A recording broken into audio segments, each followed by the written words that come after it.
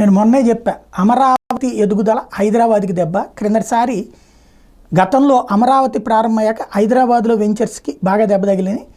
దాంతో అక్కడ ఏది తయారీ ఇవి కూడా ఆపుకుంటూ వచ్చారు.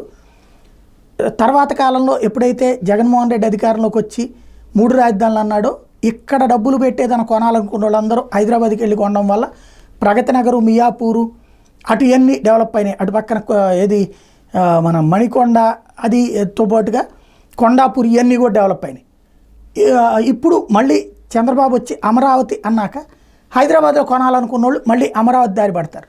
దీంతో అక్కడ రియల్ ఎస్టేట్ వ్యాపారం దెబ్బతింటుంది. అందుకని రేవంత్ ఒక కీలకమైనటువంటి వ్యాఖ్యలు చేశారనైనా. ప్రస్తుత పరిస్థితుల్లో తెలంగాణలో 10 ఏళ్లకు మారు, ఆంధ్రప్రదేశ్లో 5 ఏళ్లకు ఒకసారి ప్రభుత్వాలు మారే ట్రెండ్ కొనసాగుతుంది. ఆంధ్రప్రదేశ్లో మాత్రం 5 ఏళ్లకు ప్రభుత్వం మారుతుంది. ఏపీ రాజధాని అమరావతి హైదరాబాద్కి ఎంత మాత్రం పోటీ కాదు. అమరావతిలో రియల్ ఎస్టేట్ వ్యాపారం కంటే హైదరాబాద్ శివారు ప్రాంతాలు, వరంగల్ లేదా బెంగళూరు, చెన్నైలో పెట్టుబడి పెట్టడం మంచిదంటూ సలహా ఇచ్చుకొచ్చారు.